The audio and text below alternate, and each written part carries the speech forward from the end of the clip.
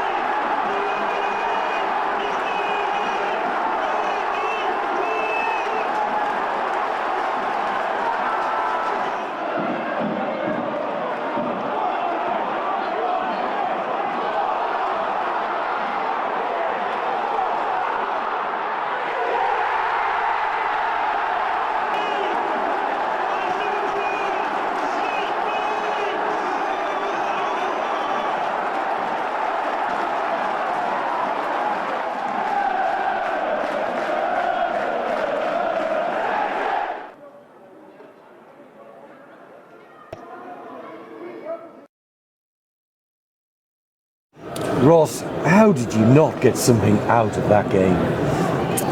You've pretty much just said what I just said to the players in now. That's a tough one to take, that. Ultimately, look, let's be straight up and say that disappointing to concede a goal from a set piece so late in the game, because I haven't seen it back, of course. It's a quick turnaround from me speaking to the players to come out here. So that's disappointing a bit. Let's get that bit out of the way. But before the game and in the last few days, I've asked the players to, I won't use the terminology, but I've asked them to show some big whatsits, to go out into an arena like this today and back themselves with the ball, to be positive in the way that we try to play the game and create opportunities and chances. And I'm extremely proud of them to have gone and done that in the manner that they did today in front of a crowd like this. We set out with a game plan in the early stages to close the place down a little bit, and I felt we did that. I thought we got to 60-70 minutes and I really felt like we might be the ones to go and get it, and I think we probably certainly deserved a point, didn't we? But when you look at the I haven't seen the stats for definite, but when you look at the open chances that were created in the game, I think we created the better ones. Yeah, a tremendous hour in the game and carved out at least 5 or 6 really good chances. But it has been the problem of late, converting those chances. Of course, yeah, and there's moments in there, like I say I'm disappointed for the goal going in, of course. I'm extremely disappointed that we haven't converted the opportunities that we had, because it wasn't like I spoke in the week and said that I wanted us to refine what we were about in the final third and create, finish off the opportunities that might come our way, and we did that today. We got into some real glaring positions in front of goal and should do better. So yeah, it's a disappointing goal to concede, and obviously really difficult to analyse it right now, because we should have. I felt that we should have at least got 2 goals out of that time. We'll get to that, but there were so many for that hour, so many really good individual performances.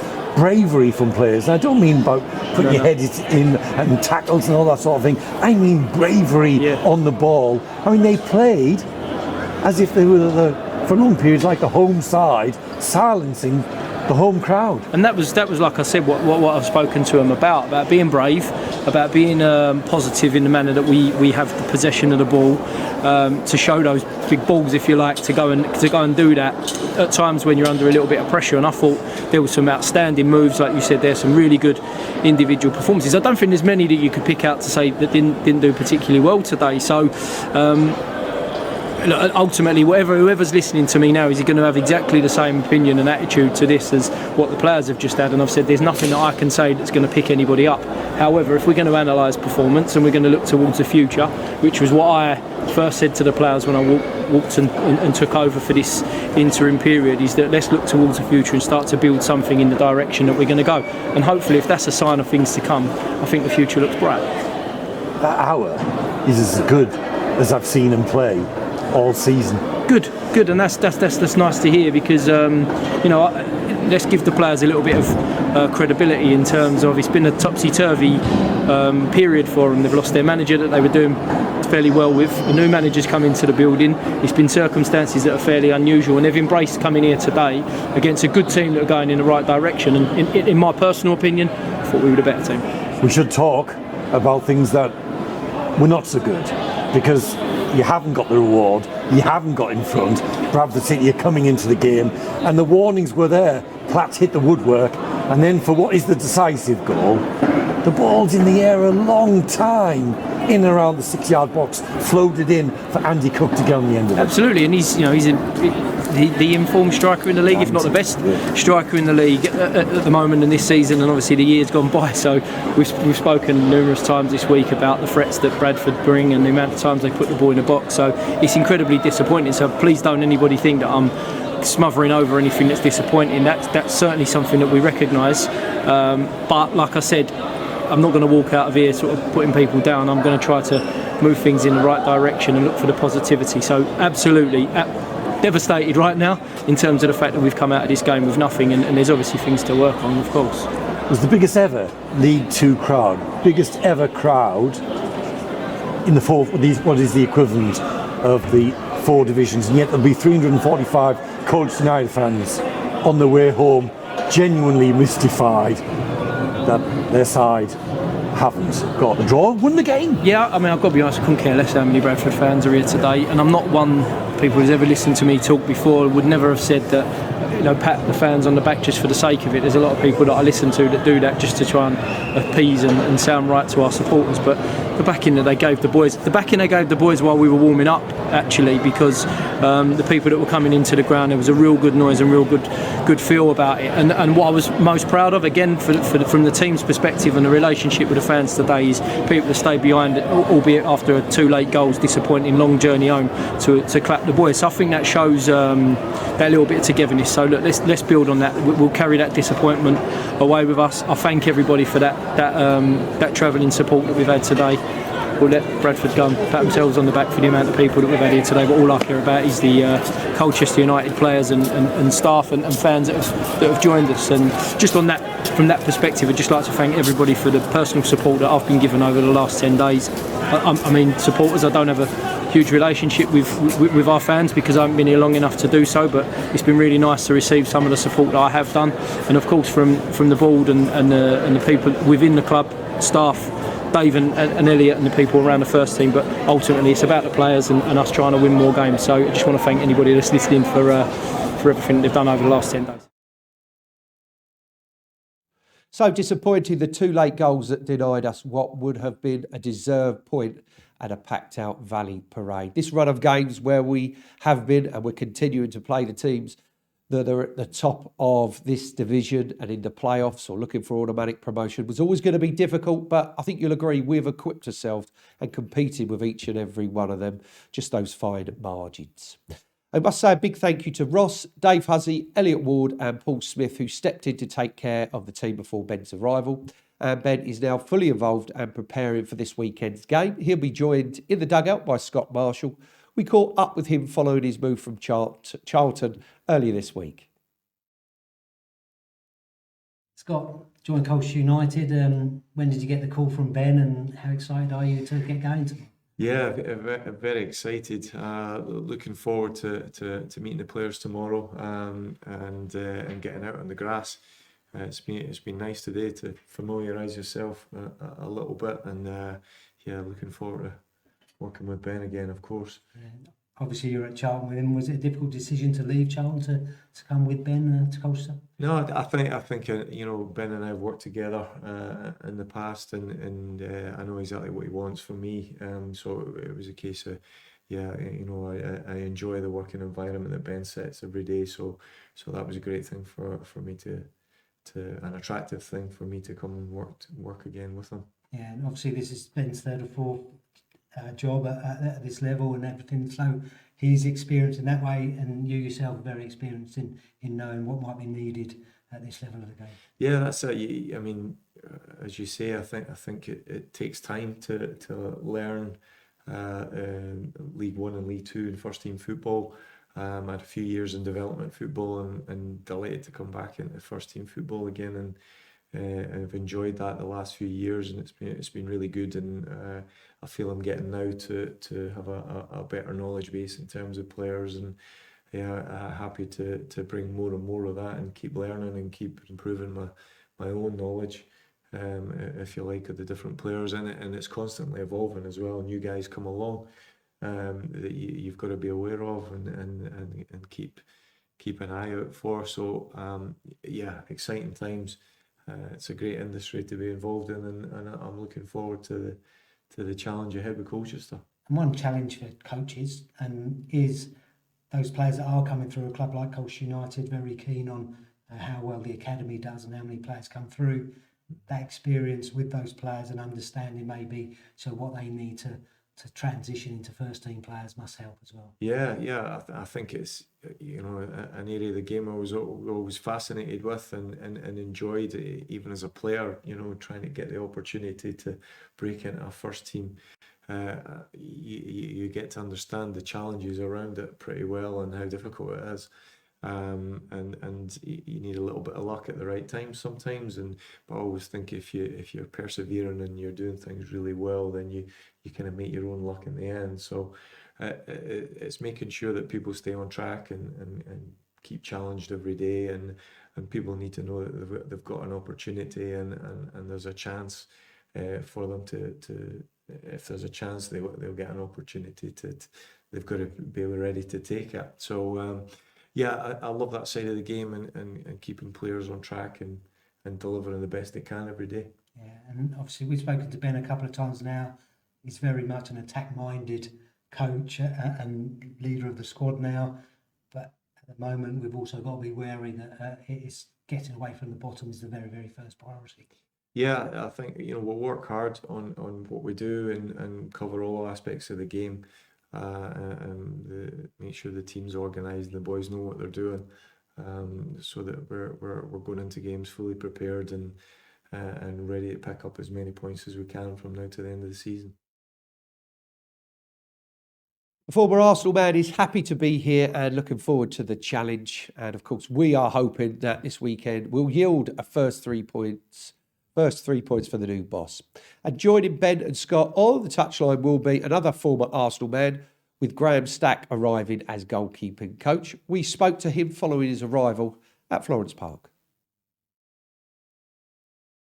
On board with Colchester United, Graham, you must be pleased that you've got this gig with Ben. Yeah, no, I'm looking forward to it. I left Cardiff a few weeks ago now. I've been chomping at the bit, to be honest with you. Some people say they need a break when things haven't quite worked out, but I think I've been driving everyone mad at home. I think they've been desperate for me to get out of the house and get back to work. So I think the timing's been spot on. I had a good chat with Ben a number of times with regards to sort of joining the club. I'm looking forward to it. I think it's a club with potential. I think obviously knowing the manager as I do in terms of the way he wants to do stuff, probably exactly what I would, what I'd want to be part of, in fairness. So no, I'm looking forward to it. It's come at a good time. Yeah, and obviously the way Ben likes his teams to play, the goalkeeper is an integral part of that beginning of football. It's not just about making saves. No, of course. I think the dynamics of a goalkeeper have changed massively over the years. I think there's probably been more emphasis on that in recent years, and highlights the goalkeeper's ability or inability to sort of build from the back and help the team progress through the pitch. That doesn't always mean that they're going to play short. Sometimes the onus is on the goalkeeper to make the right decisions at the right time and potentially play forward passes. Not talking about lumping it, but certainly passing it forward into certain areas of the pitch that are most effective for your team to go and create chances at the other end of the pitch. So, yeah, there's different ways of doing it. When you're asking the goalkeeper to handle the ball and almost create a little bit from lower down, then that sometimes that gives them the opportunity and different ideas and options to play. So yeah, I'm also a big believer in it. But ultimately, the goalkeeper does need to keep the ball out of the net. That is the fundamentals of goalkeeping. But the game and the role of a goalkeeper has changed, and there is more responsibility and onus on the goalkeeper now to be more of a football player than just a goalkeeper.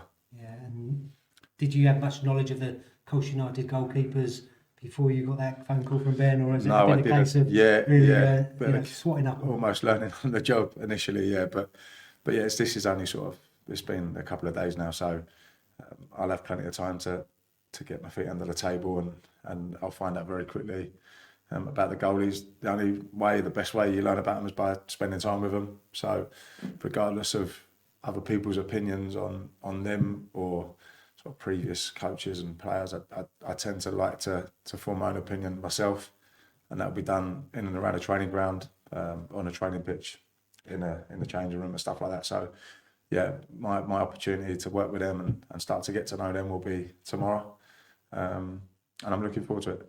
Yeah, and one of those goalies is obviously, like yourself, a youngster that started at Arsenal. Yeah. Now he's on loan to us, Tom Smith, but he's fighting for that place with Kieran O'Hara. And yeah, is it, the relationship between goalkeepers seems unique, that they fight each other every single Saturday for that place, but they work really hard together as a group with the goalie coach in training. Yeah, I think that's really important. I mean, I spent large parts of my career, if not the majority of my career, being a number two at some wonderful clubs and behind fighting to play up against some world-class goalkeepers. So the dynamics are slightly different, because I think these two are definitely competing, and I think it's quite a close sort of rivalry. But at the same time, they are part of a unit and a part of the same team. So it's a unique position in the fact that you go to battle with your teammate, in effect, the other goalie every day. But ultimately, what you're trying to do, you're trying to help each other. And ultimately, you're trying to help the team come the weekend. And if you're not playing, it's very important that you're there to support the other goalkeeper and do everything you can throughout that week to better yourself and work alongside and not work against. But when you get the opportunity to go and goal in sessions, it's obviously vitally important that you do your best to give yourself the best opportunity to play the weekend. So we're all set and ready to go for the last 11 games of the season, and that starts this weekend. So let's take a look at what's coming up over the next few days. Saturday, the 11th of March, we take on Stockport County here at the JobServe Community Stadium. Tickets are available from Col U Tickets. Also, this weekend, the under-18s head to Peterborough in the semi-finals of the Professional Development League Cup. We'll bring you all the action and reaction to that one on next week's show. And on Monday evening, the under-21s take on Crewe here at the JobServe Community Stadium. Tickets are available for that one at Col U Tickets. So a busy few days coming up for the teams here at Colchester United. But now it's time to reveal the goal of the month for February. And it was Kwesi Appiah with his strike against Barrow that you picked as the winner.